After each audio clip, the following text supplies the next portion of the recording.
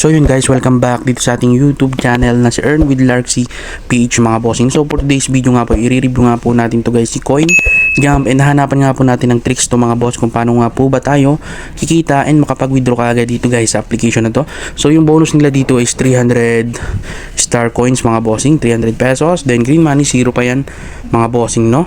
Okay, so sa mga baguhan pa lang dito guys, tap natin yung play, try natin yung application mga bossing. So ang kailangan nyo dito guys gawin is kailangan nyo siyang malipat dyan. So yung item na yun na blue, yung parang sa dama mga bossing or sa chest, is kailangan nyo malipat kasi sobra tayo dito guys. Okay, so unting diin lang mga bossing, didiinan nyo siya. Oops, so lagay natin, nahulog. So ganyan lang mga boss, tatansyahin nyo lang, ganyan, sobra na naman. Okay, oops, sobra. So ganyan lang mga bossing yung paglalaro dito, no? Kailangan nyo lang timingan yung pag-DN dito sa screen nyo. Dahil sa akin sumusobra, no? Kaya kung mas magaling kayo guys sa timing, sa akin basic lang to sa inyo mga boss.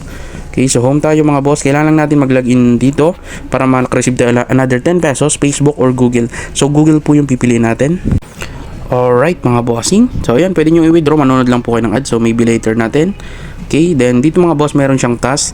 So ito guys yung unang-unang kailangan nyong gawin dito. So ang tricks na ituturo ko nga po sa inyo is kailangan nyong tapusin yung daily task. Okay, so number 1 daily task mga bossing yung kailangan nyong tapusin everyday or daily mga bossing. Dahil dito nga po kayo makakaipon ng star gold coins mga bossing and makakapag-withdraw kayo kaagad dito mga bossing. Okay, so kailangan muna natin mag-earn ng 1.69k more to unlock. So dito nyo yung guys ma-earn kaagad, no, sa daily task. So meron din sila dito guys mini game, so pwede nyo siyang start, then pindutin para sa reward 60 seconds. So ito guys yung kanilang mini game dito, then wait nyo lang mapuno yan mga bossing, no.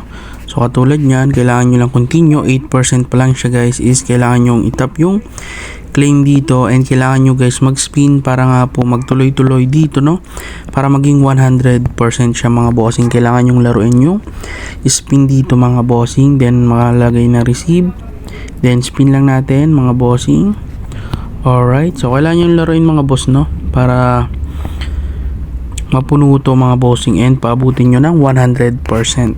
Okay, so katulad nito mga bossing, okay, nakatanggap tayo dito ng 50 pesos. Okay, then next lang po natin, then give up na natin to mga bossing. So yun lang mga bossing, no, priority nyo yung task, and ito nga pong mini game mga bossing hanggang sa ma-reach nyo yung minimum withdrawal dito guys. Yan po yung tricks natin, and tuloy-tuloy nyo lang po yung paglalaro dito mga bossing, no, hanggang sa makakuha kayo ng maraming points and makompleto nyo nga po yung daily task mga bossing, no. So huwag kayong titigil maglaro hanggat hindi nga po nakukumpleto yung task na to, dahil dito nga po kayo mabilis makakapag-withdraw sa application na to mga bossing. So yun lang mga bossing, hanggang dito na lang po muna.